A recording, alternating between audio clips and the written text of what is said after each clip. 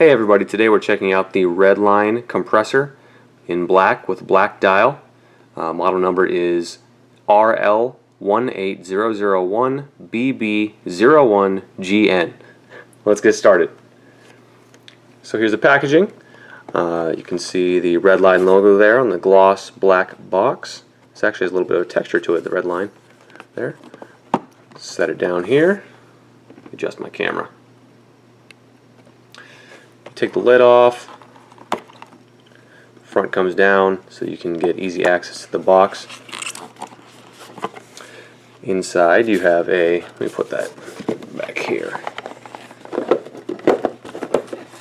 There. Inside you have the presentation box. This looks familiar, doesn't it? It's black imitation leather with white double contrast stitching.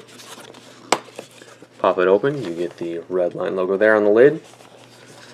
And there's the watch itself, the compressor, on a imitation leather pillow with the Red Line logo again. Let's put the watch aside just for a second so we can see what else comes in the package. Inside, oh boy, stay up. Alright, we'll deal with that in a second.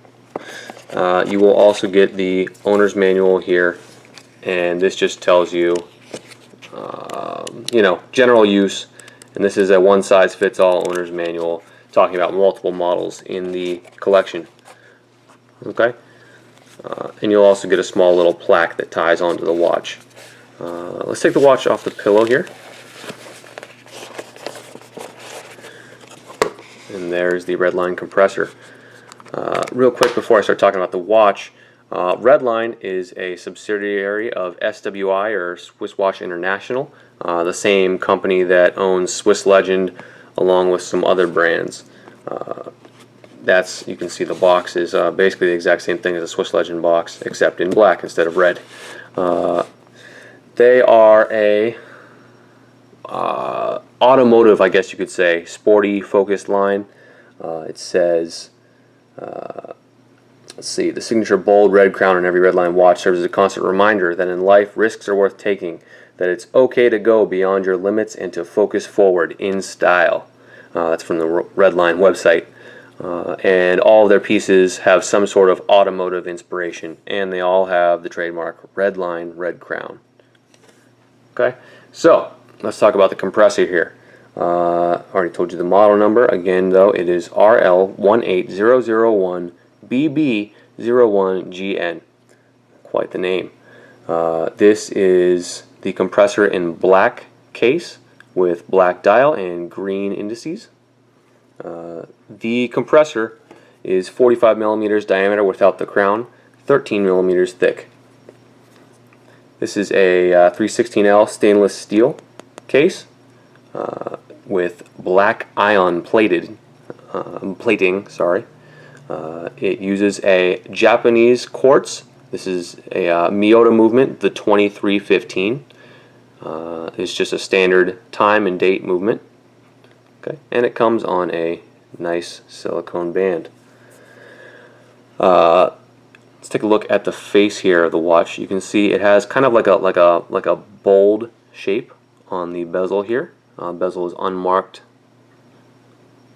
but you can see the angle there. It kind of goes in a little bit before it meets the crystal, which is slightly raised above the edge there. There is a grip around the edge here of the bezel, so that's nice. It doesn't actually turn or anything, but it's nice. It's got a little grip there to it. Okay. We'll take a look at the dial in a second here. It's a mineral crystal, if I'm not mistaken. Let me just double check. Yes, mineral crystal on the front there. The case, you'll see, is like a matte kind of finish in the ion plating.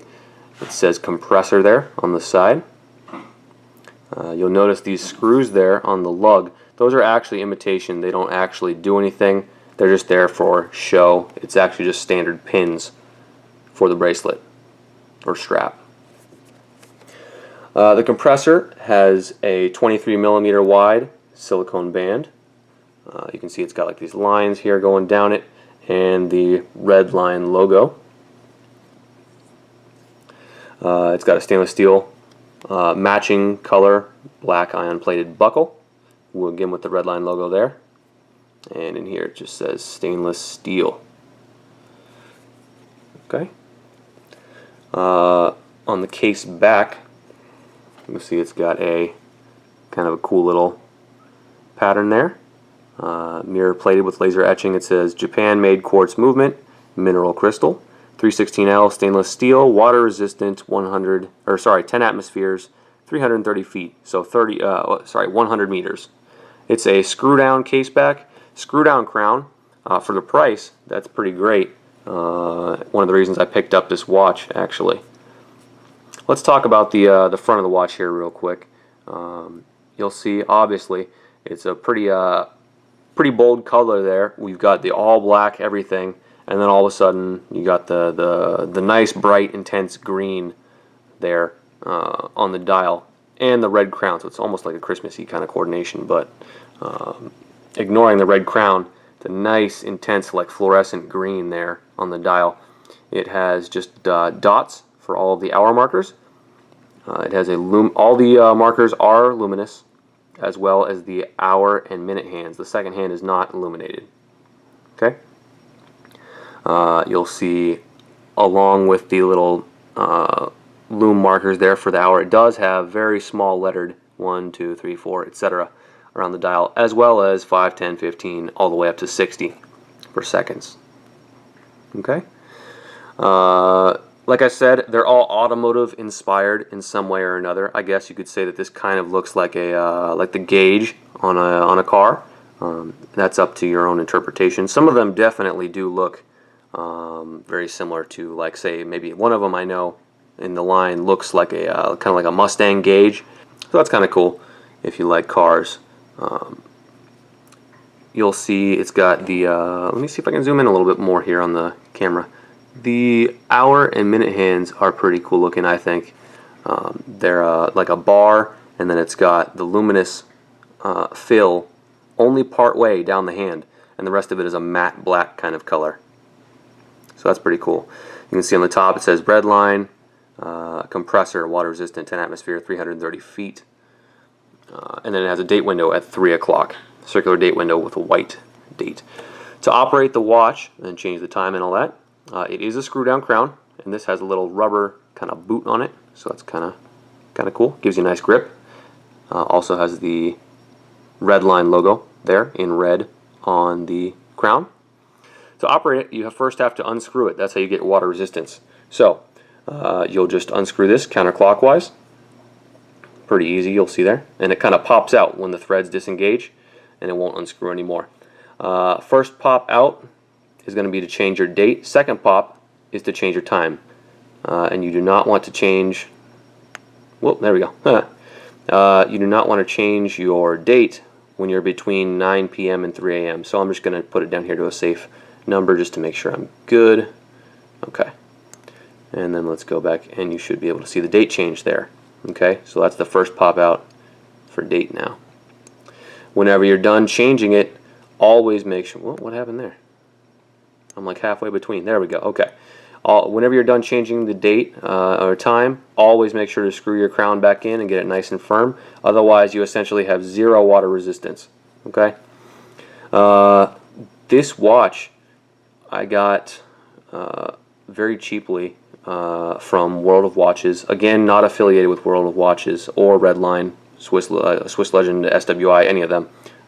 Just a watch that I bought with my own money. Anyway, this was like 35 bucks online. So to get that and get screw down crown, screw down case back, that's pretty good in my book. It's a quartz, Japanese quartz, but Miyotas are, typically considered pretty good. Subsidiary of Citizen. So keeps accurate time and everything, no problems there. Simple watch, definitely more casual kind of beater, I guess you could call it, whatever, sports watch, what have you. But for 35 bucks, you get screw down crown, screw down case back. That's pretty good. Let me put it on the wrist here. There are, as is also true of Swiss Legend, the Red Line brand.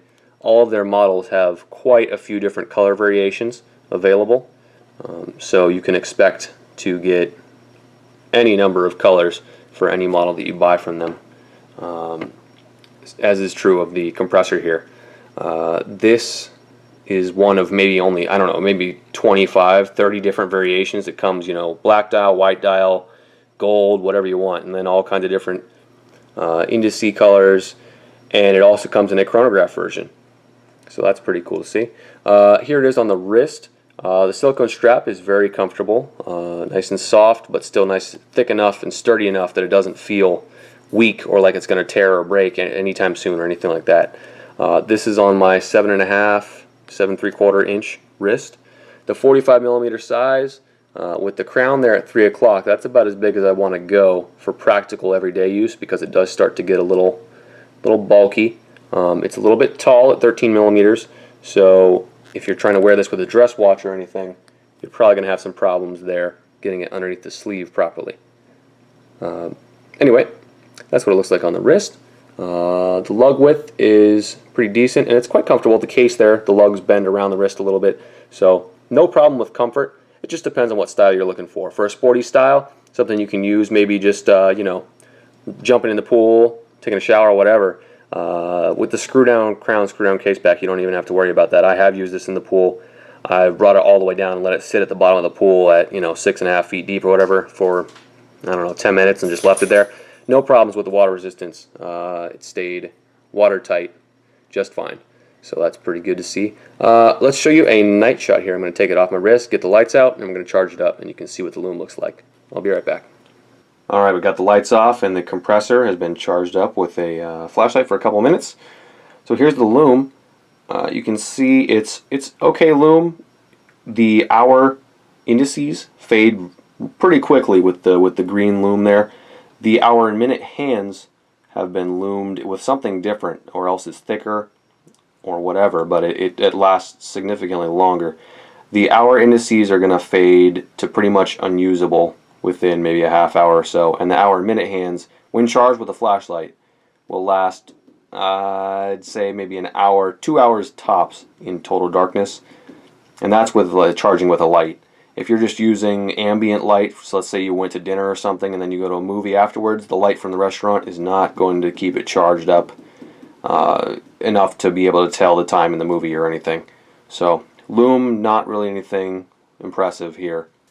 Nothing to write home about. Alright, well, let's get the lights back on for some final thoughts. Alright, we got the lights on and we're back with the Red Line Compressor.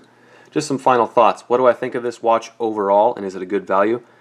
I would say value-wise, yes, this is definitely a great value at 35 bucks. Pay attention to the price that you're paying when you are shopping for this watch. I know that it can vary significantly in price depending on when you buy it and where you buy it from. So, and it will vary as well with color and that kind of thing. So, but for 35 bucks, the price I paid, yeah, this is definitely a good value. When you're getting that low of a price point, you're not going to get a whole lot of features, but in this case you are getting a stainless steel case, not some kind of base metal or something like that. You're getting the mineral crystal, not plastic or anything like that, which is actually, you might be looking at something like that at 35 bucks. You're getting a screw down crown, which is very uncommon at that kind of price point, and a screw down case back, so you're getting solid water resistance there, 100 meters, as well as a Miyota movement, so that's pretty cool. For the price point, 35 bucks, again, you're looking at a pretty limited feature set, and you're looking at a lot of just dress watches that are not really anything substance. So if you like the look, I would say, yeah, go for it. Other thoughts? I guess that's really about all I have to say about it. I do have another model of this, the chronograph model, I'm going to review shortly, so keep an eye out for that. Otherwise, if you have any questions, anything you want to add, any comments, anything like that, please message me, post a comment on YouTube, and also I want to know what you guys think about this kind of presentation model in a white box like this. Do you like it? Do you hate it? Should I go back to just using a standard desk or something like that? Let me know what you think in the comments. Alright, thanks a lot for watching, guys, and I'll see you next time.